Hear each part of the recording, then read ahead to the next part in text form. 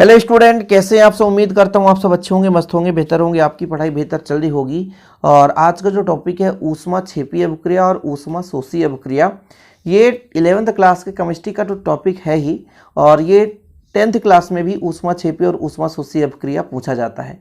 यदि कोई बच्चा 10th का देख रहा है उसके लिए काफ़ी हेल्पफुल है, बिल्कुल आप इसे पढ़ सकते हैं। अभिक्रिया आप कम से कम दो अभिक्रिया फिर भी तैयार करें। जैसे मेरी बात करूं ऊष्मा क्षेपीय अभिक्रिया की, इसमें भी 2 रिएक्शन आपको तैयार करना है। ऊष्मा शोषी अभिक्रिया मैं बिल्कुल सिंपल बताऊंगा, आपको कठिन नहीं लगेगा, आप सिंपल तरीके से सीखेंगे। तो सबसे पहले नाम से अर्थ समझें। ऊष्मा क्षेपी और ऊष्मा शोषी एक दूसरे के अपोजिट हैं। शोषी मतलब ग्रहण किया जाना, तो ऊष्मा शोषी अभिक्रिया में जो ऊष्मा होता है उसे अवशोषण किया जाता है, मतलब उसे ग्रहण किया जाता है। वहीं पे इसका अपोजिट यदि देखें ऊष्मा क्षेपीय अभिक्रिया, इसमें बच्चों ऊष्मा का उत्सर्जन होता है, अर्थात एक ऐसी रासायनिक अभिक्रिया जिसमें से ऊष्मा उत्सर्जित हो उसे हम ऊष्मा क्षेपी अभिक्रिया कहते हैं। ऊष्मा क्षेपी में ऊष्मा उत्सर्जित होगा और ऊष्मा शोषी में ऊष्मा अवशोषित होगा। अब देखो थोड़ा सा यदि बेसिक मैं यहाँ पे आपसे थोड़ा चर्चा करना चाहूँ। देखो जैसे मैं कह दूँ कि भाई मेरा अभिकारक है, क्या अभिकारक है, ये अभिकारक है। अभिकारक किसे कहते हैं बच्चों? जो रासायनिक अभिक्रिया में पदार्थ भाग लेते हैं उसे हम अभिकारक कहते हैं। और अभिकारक के बाद जो बनने वाला पदार्थ है उसे हम उत्पाद कहते हैं। तो अभिकारक से उत्पाद में बनेगा, तो यदि ऊर्जा निकलेगी, ऊर्जा प्लस ऊर्जा निकल रही है, कहने का मतलब ऊर्जा प्राप्त हो रही है। भाई अवशोषी अभिक्रिया में ऊर्जा ग्रहण की जाएगी, है ना, और जो हमारा ऊष्मा क्षेपी होगा उसमें ऊर्जा निकलेगी। सिंपल है, ये चीज़ आपको पता होना चाहिए। तो जब हम अभिकारक से देखेंगे कि कुछ ऊर्जा निकल गई है, तो जो उत्पाद बनी है तो इसके ऊर्जा का मान कम हो जाएगा।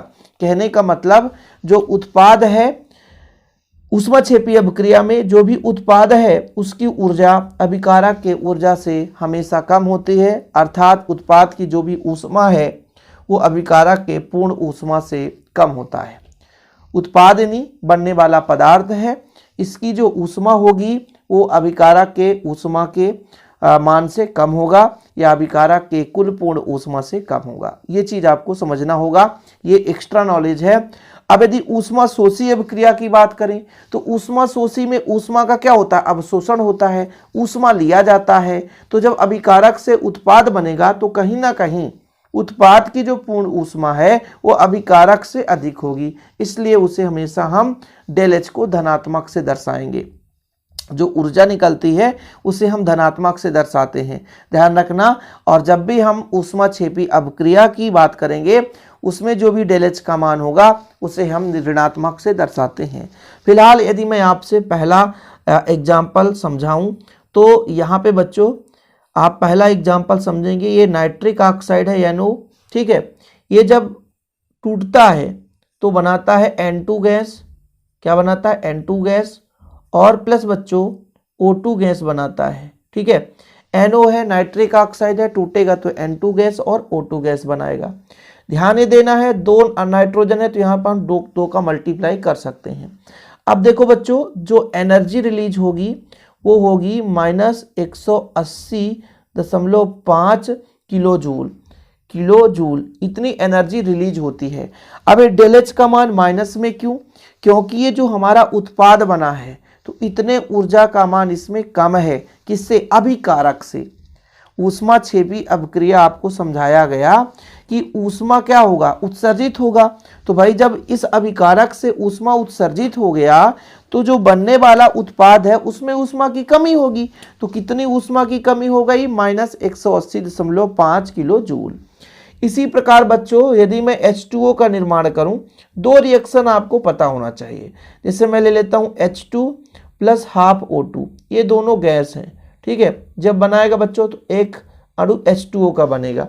इसमें जो डेल एच का मान है, इसमें जो डेल एच का मान है इसका मान होता है 285.8 किलो जूल। कहने का मतलब 285 किलो जूल ये जो है एनर्जी कम हो जाता है H2O में अभिकारक की अपेक्षा। क्यों? क्योंकि ऊष्मा क्षेपी, ऊष्मा का उत्सर्जन होता है बच्चों। इसी प्रकार जब हम अमोनिया बनाते हैं तो अमोनिया बनाने की हैबर विधि में आप सीखोगे कि N2 ले लो और H2 ले लो। N2 का एक आयतन लेते हैं बच्चों और H2 का 3 आयतन, ये दोनों गैस हैं, ये दोनों गैस हैं, तो अमोनिया बना देता है, NH3 बना देता है, ये भी गैस है। यहाँ पे बच्चों तो यहाँ पे 2 का मल्टीप्लाई कर दें तो 2 3 6 हो जाएगा। इसमें जो एनर्जी रिलीज होती है डेल एच का मान होता है -92.3 किलो जूल। चीजें समझ में आ गया कि भाई माइनस क्यों लिखा गया, क्योंकि जो हमारा उत्पाद बना उस उत्पाद का जो एनर्जी है अभिकारक से इतना कम है, तो इतना एनर्जी हमें बाहर प्राप्त हो गया। इसी प्रकार आप ऊष्माशोषी में देखेंगे, ऊष्माशोषी में आपने क्या समझा कि भाई ऐसी रासायनिक अभिक्रिया जिसमें ऊष्मा का अवशोषण होता है उसे हम ऊष्माशोषी अभिक्रिया कहते हैं। ये चीज तो क्लियर है। ऐसी रासायनिक अभिक्रिया जिसमें ऊष्मा का अवशोषण होता है उसे हम ऊष्माशोषी अभिक्रिया कहते हैं। जैसे एग्जाम्पल के तौर पर बच्चों हम लेते हैं N2, दिस इज ये गैस, ठीक है, और प्लस में O2, ठीक है, ये भी आपका क्या है, गैस है। जब आपस में ये क्रिया करता है बच्चों तो नाइट्रिक ऑक्साइड बनाता है, 2 एकदम अपोजिट है। तो यहाँ पे जो ऊर्जा लगेगी, जैसे यहाँ से जब उल्टा कराए थे तो 180.5 किलो जूल, अब यहाँ पर जो ऊर्जा हमें देनी होगी इसको तो प्लस में दर्शाएंगे 180.5 किलो जूल। और प्लस में दर्शाने का मतलब ये है कि भाई साहब ये जो NO है ये बल्कि इससे अधिक ऊर्जा युक्त है, ये भाई साहब इतना एनर्जी ग्रहण किया है, ठीक है। मतलब अभिकारक से जो उत्पाद बना वो 180.5 किलो जूल एनर्जी से आगे है, इतना एनर्जी इन्होंने भाई साहब ग्रहण की है, ठीक। इसी प्रकार हम एक और एग्जाम्पल की बात कर लेते हैं। जैसे बच्चों CO2 है, कार्बन डाइऑक्साइड, H2 है, ये भी गैस और ये भी गैस है, ठीक है। तो ये कार्बन मोनोऑक्साइड बनाता है और प्लस H2O बनाता है, ये आपका गैस है, ये भी गैस है, तो ये आपका गैस हो जाएगा, ये आपका लिक्विड फॉर्म में होगा। गैस ही मान लीजिए H2O गैस भी तो बन सकता है, वाष्प में बन गया तो वाष्प में बना दिया। उस स्थिति में इसको जो एनर्जी लगी तो इसका मान है प्लस में 9.8 किलो जूल। ये बच्चों एनर्जी लग गई, इसको किलो जूल है, ये क्या है, किलो जूल। तो इस प्रकार से ऊष्माशोषी में जो उत्पाद का ऊर्जा है अभिकारक से कहीं ना कहीं अधिक है, इसलिए इसे हम प्लस से यानी धनात्मक से दर्शाते हैं। इसके पीछे का रीजन बता दिया कि प्लस माइनस क्यों दर्शाते हैं। 10th क्लास में ये चीज़ नहीं बताया जाता, फिलहाल 11th क्लास के बच्चे हैं इसलिए इसको भी बता दिए। उम्मीद करता हूँ छोटा सा वीडियो पसंद आया होगा, पसंद आया तो लाइक करके शेयर कर दें। काफ़ी इंपॉर्टेंट क्वेश्चन है बच्चों, आप लोगों को जो भी डाउट हो, कोई भी क्वेश्चन यदि आपको चाहिए तो आप बिल्कुल मैसेज कर सकते हैं। जय हिंद, वंदे मातरम।